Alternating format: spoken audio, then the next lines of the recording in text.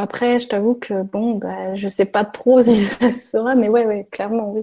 Pour conclure un petit peu sur cette partie sur les créations d'univers, sur les inspirations, donc à votre avis, quelles sont les choses importantes pour rendre et tangible, à la fois donc pour les joueurs, aussi pour le construire? Est-ce que faut vraiment détailler à votre avis? Est-ce qu'il faut rester synthétique?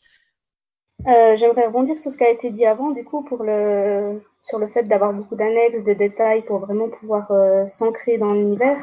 Par rapport à un forum, disons, plus commun, enfin, qui s'ancre dans notre réalité à nous, on n'a pas besoin de tous ces détails parce qu'on sait que, voilà, si je me balade dans la rue, le trottoir ça va avoir cette sensation-là quand je marche, il y aura les bruits de voiture, il y aura tous ces sons, ces odeurs, on les connaît déjà, ces sensations.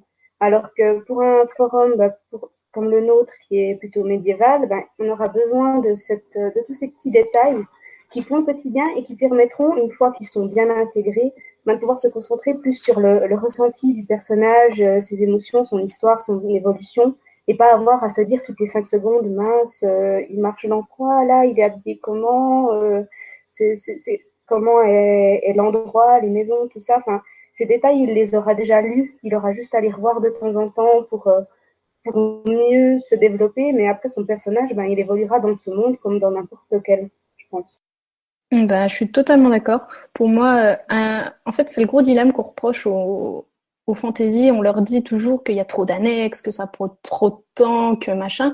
Mais enfin, tout est inventé, tout est original. Si j'avais ouvert, ou je pense à Aura, c'est pareil. Si on avait ouvert nos forums en mode, on fait une annexe et puis on dit rien. Déjà, ça aurait été très compliqué. Et puis, on serait toujours en train de dire, ah bah non, là, ça, c'est pas possible. Parce que. Et les gens nous diraient, mais c'est écrit où?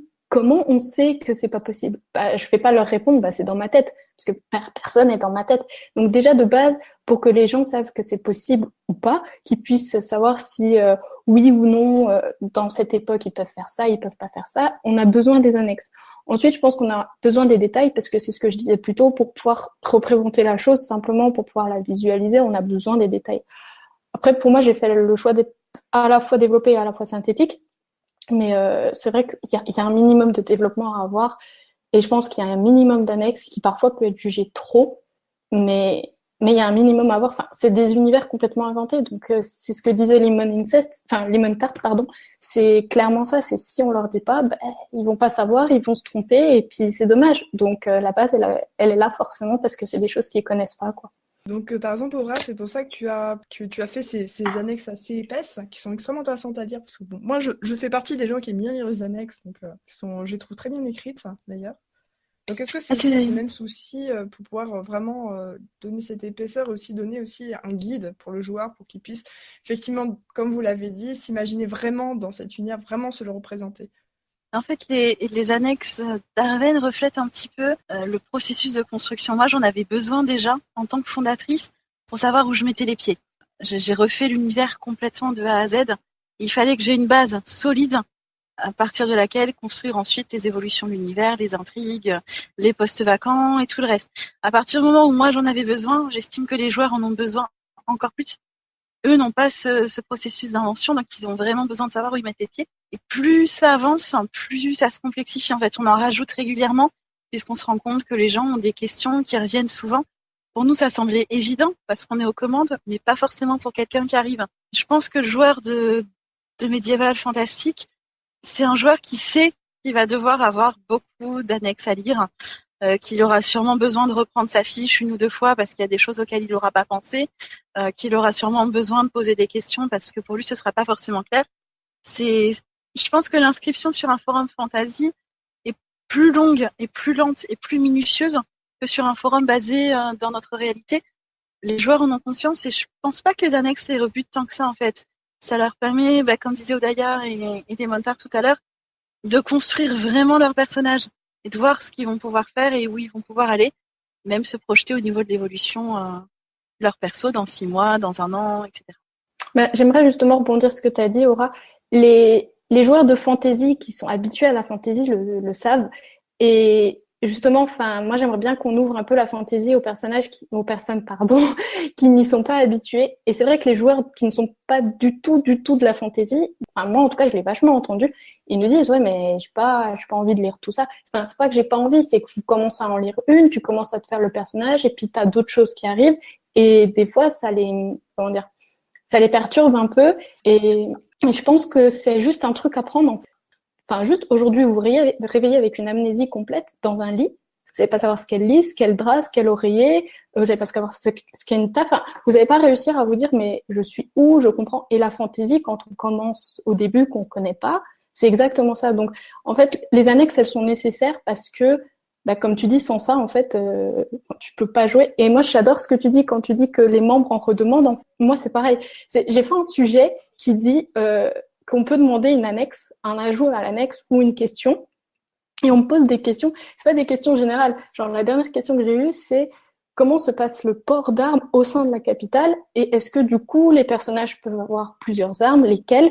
Et j'étais là, mais c'est une bonne question, hein. Mais du coup, elle est pas dans l'annexe parce que c'est du détail et que je m'étais dit que pour commencer, on va essayer d'être un peu synthétique. Et ce qui fait que je l'ai répondu, que j'ai ajouté à l'annexe. Donc, la fantaisie, ça se nourrit toujours des évolutions des personnages et des questions, ce qui fait qu'un forum fantasy, au début, il va avoir une certaine quantité d'annexes, qui va forcément évoluer en plus, en fait, au final, parce qu'on découvre des détails et que les gens ont envie d'en savoir plus. C'est quelque chose de nouveau, donc au final, oui, je pense qu'on n'a pas le choix, en fait, d'avoir beaucoup d'annexes dans un fantasy. C'est surtout que les forums sont évolutifs, en plus. En ce En qui plus, concerne Renaria et Arven, on a le même fonctionnement. On a des intrigues régulièrement, des choses qui se rajoutent. On est obligé d'enrichir les annexes au fur et à mesure. Parce que si on se limite à ce qu'on avait à l'ouverture, rapidement, il va manquer des choses, hein, forcément. Qu'est-ce que vous feriez plutôt pour convaincre un joueur qui dit j'aimerais tenter la fantasy, mais j'ai peur un peu de pas réussir à intégrer l'univers? Je vois par exemple, là, Odalia, tu as mis sur ton forum des petits résumés d'annexes, ce qui peut être assez pratique. D'autres astuces comme ça qui pourraient permettre peut-être de représenter un peu l'univers. Par exemple, il y a aussi, ça passe par le design. Rien que le design peut être une sorte de couverture, de choses qui peut permettre aussi de s'imaginer un peu l'univers dans lequel on met les pieds. Ben, tout à fait. J'ai commencé du coup par les résumés d'annexes parce que je sais que bon, j'ai eu l'expérience avant. J'ai eu un autre forum sur lequel je l'ai fait et sur lequel on m'a dit ah c'est trop bien. Comme ça, t'as un premier coup d'œil avant de te plonger dans l'annexe et ça permet. En plus, moi j'ai un univers avec 5 races différentes, 5 coutumes différentes, 5 mœurs différentes. Elles ont rien à voir. Et ce qui fait que le résumé déjà permet de se dire bon. Ça j'aime pas, ça j'aime. Et d'éliminer, donc déjà de se dire ben ça j'aurais pas à le lire parce que je vais pas le jouer. C'est bête, mais déjà ça fait ça en moins parce que j'ai été race. Bah, si vous la jouez pas, vous pouvez la lire pour connaître et interagir avec, mais en soi, vous pourrez le deviner pardon, au cours du RP. C'est-à-dire que si vous rencontrez un personnage, vous allez discuter avec lui, vous allez noter des choses, vous n'avez pas forcément besoin de lire l'annexe. Donc déjà, j'ai fait ce premier choix-là. Après, comme dit plus haut, il y a un sujet officiel où on dit, bah, moi, j'aimerais bien avoir cette annexe là-dessus, j'aimerais bien avoir des questions là-dessus. Donc, ça dit, bah, on est ouvert au dialogue, on est ouvert à l'ajout, n'hésitez pas à poser vos questions. Donc, les gens posent leurs questions et ont des détails qui n'étaient pas dans les annexes, mais qui leur sont utiles. C'est-à-dire que c'est pas des détails qu'on va être obligé de lire à l'inscription et qui, au final, ne serviront pas forcément. C'est des détails où on a besoin et que là, tout de suite, on aimerait savoir. Donc, déjà, c'est sous l'envie du joueur, donc c'est plutôt pas mal. Après, j'ai fait le choix d'un design qui représente les 5 royaumes. Là, actuellement, on a un leader par race. Donc, on essaye de pouvoir visualiser. Et en plus, c'est des humanoïdes. Donc, ça va. Les graphistes arrivent à bidouiller à partir des célébrités. Donc, c'est plutôt jouable. Et pour moi, la dernière particularité qui peut être utile, c'est le système de parrainage. C'est-à-dire que c'est un ancien membre qui a déjà joué, qui connaît l'univers, qui a déjà fait des RP, qui va dire à un nouveau, vas-y, viens, c'est bon, c'est facile, je vais t'aider, sans avoir le gros panneau staff au-dessus de sa tête qui pourrait intimider certains joueurs. Donc, je pense que ça peut être utile au final. C'est plein de petites astuces. Après, moi, c'est des astuces que j'ai en tant que joueuse réelle. C'est-à-dire que j'ai jamais joué dans un univers dessiné. Donc, je sais que parfois, les univers dessinés, ça se passe autrement, que les joueurs sont généralement plus habitués. Et c'est vrai que dans le réel, enfin après c'est personnel, hein, c'est subjectif, je trouve que ça aide pas mal parce que du coup c'est des joueurs qui n'ont pas forcément l'habitude vu qu'ils jouent dans du réel à la base et ça peut aider à faire une transition en douceur. Bon, je vais juste intervenir parce qu'effectivement, moi, j'étais plus habituée de l'univers dessiné, même si j'ai jamais joué vraiment sur un fantasy en tant que dessiné. Effectivement, c'est vrai que comme le dessin déjà permet des ressources déjà de non humanoïdes, on va dire qu'on a c'est vraiment un autre public, hein, parce que enfin, sur le dessin, on trouve de tout, surtout souvent sur le fantasy, c'est des communautés très matures qui ont commencé au tout début des RPG. Mais c'est vrai que sur le dessin, en fait, ils se lâchent beaucoup sur les designs en général. Ils vont se lâcher sur les cartes, c'est-à-dire qu'il va y avoir beaucoup d'images parce que c'est vrai que la fantasy a été très dessinée. C'est vrai que c'est pas quelque chose qu'on verra souvent en montage photo parce que c'est on peut pas parler de photographie parce que ça sera forcément du montage et du trucage. Donc c'est vrai que sur le dessin, en tout cas sur la fantasy dessin, on va avoir des univers qui seront peut-être beaucoup plus représentés que en réel.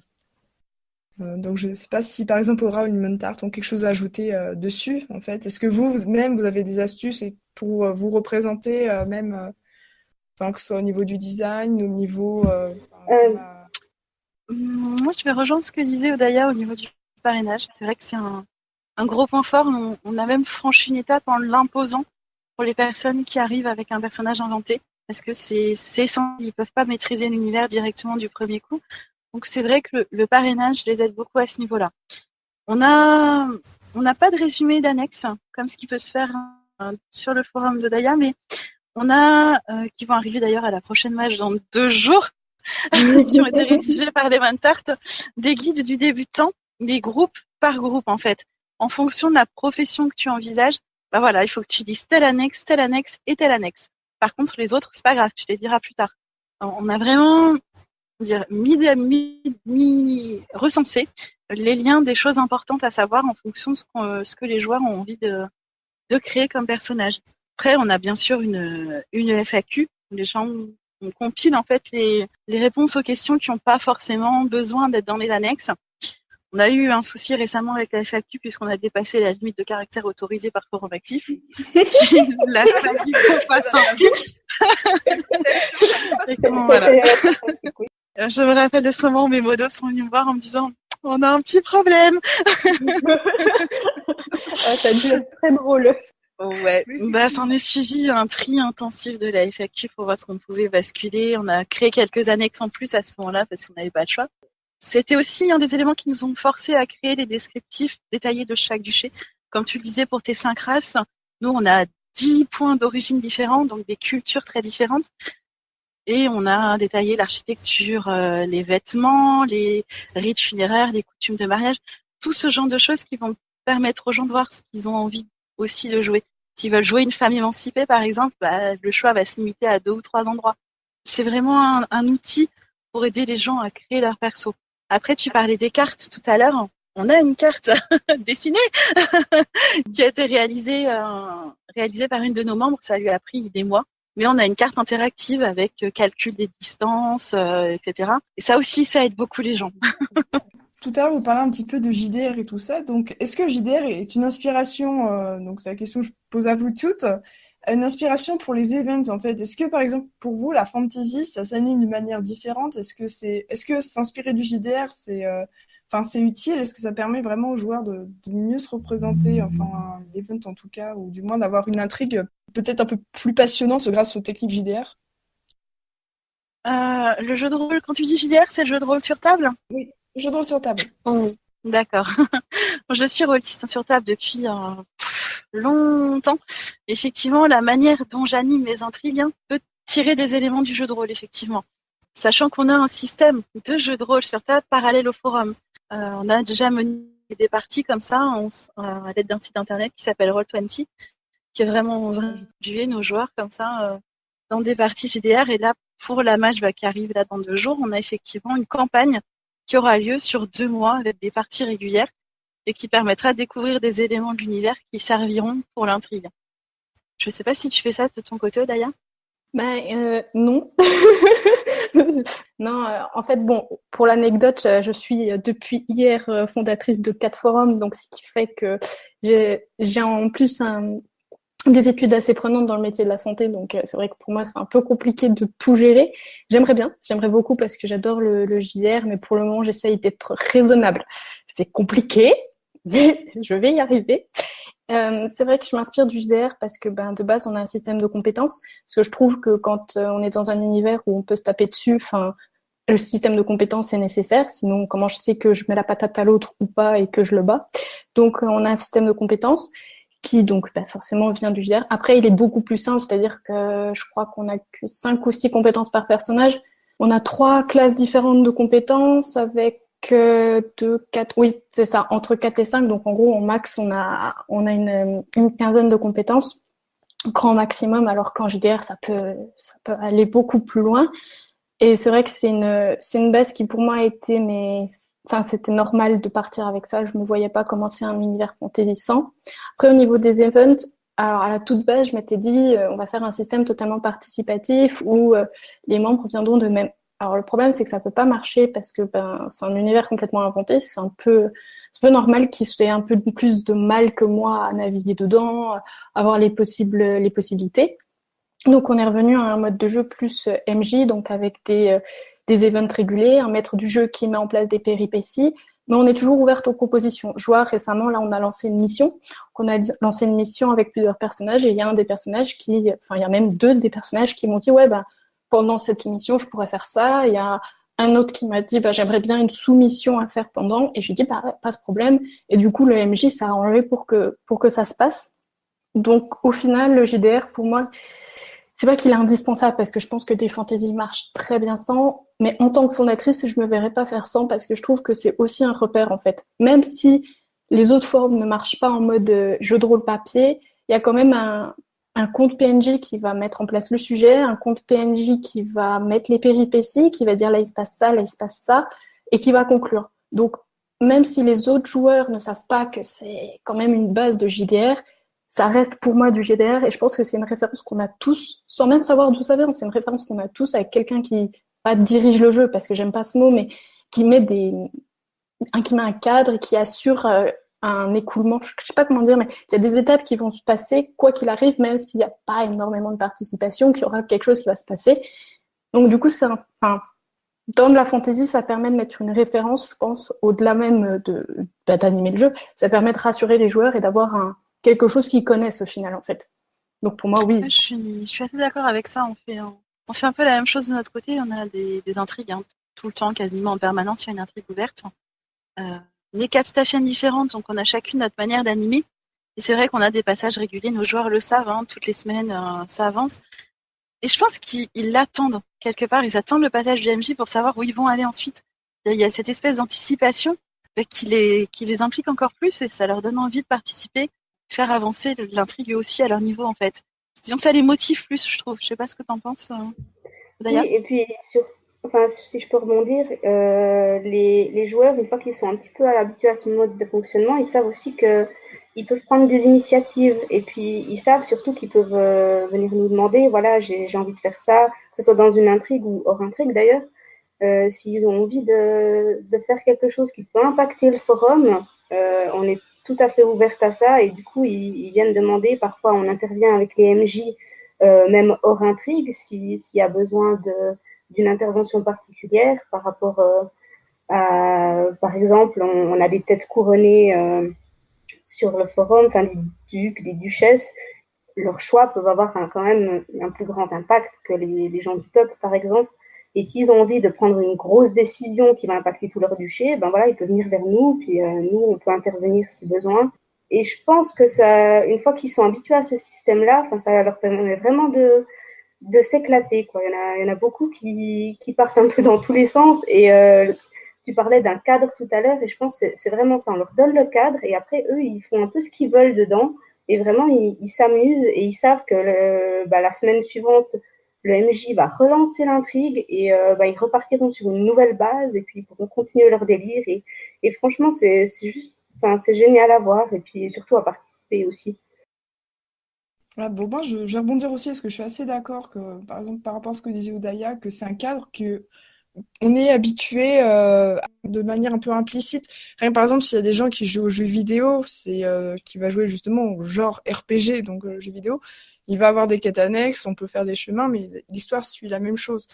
même je pense, dans tous les genres, tout le genre JDR, ça va rester comme ça. Et effectivement, je confirme que, en fait, les interactions MJ sont toujours très intéressantes pour les joueurs parce que c'est quelque chose, en fait, qui, à mon avis, permet aussi de relancer l'intrigue et aussi permet d'apporter des éléments nouveaux avec lesquels on peut réagir. Bah oui, puis je pense que, enfin, moi j'aimerais bien que les membres viennent d'eux-mêmes, par exemple, dans un sujet, lancent un truc, je sais pas, lancent une bombe ou quelque chose comme ça. Mais je pense qu'en fantasy c'est plus difficile parce que déjà c'est pas notre univers, c'est un univers inventé dans lequel on ne sait pas qu'on n'est pas à l'aise, mais on y réagit différemment vu que c'est inventé. Et je pense que du coup le MJ il permet de s'assurer que bah, déjà ça va être faisable et qu'il va se passer quelque chose parce que si tout le monde se dit ah ben moi j'aimerais bien faire ça mais j'y arrive pas, bah, il va se passer rien ou dire ouais j'ose pas, peut-être que ça peut pas le faire ou peut-être qu'il faut que j'aille voir le staff et qui ont peur des démarches, au final ça va pas se faire et là le fait d'avoir un MJ on se dit que de toute façon il va se passer quelque chose et on va s'amuser et donc comme le disait Aura en fait ça va être et Lemon Tart, ça va être une mise en confiance en fait régulière et ça va assurer la pérennité du jeu. En fait, le MJ, il va vraiment s'assurer que à terme il se passe quelque chose et que ça se conclut. Parce que c'est pareil, si on n'a pas de MJ, ça s'arrête quand? On attend que tout le monde s'en aille parce que on s'ennuie. Enfin, donc le MJ il va permettre ça aussi au final. Le MJ permet de donner un point de départ, un point d'arrivée et de s'assurer que l'itinéraire entre les deux reste cohérent avec l'univers en fait. Totalement. Tu C'est une t'exprimes bien sécurité. mieux que moi.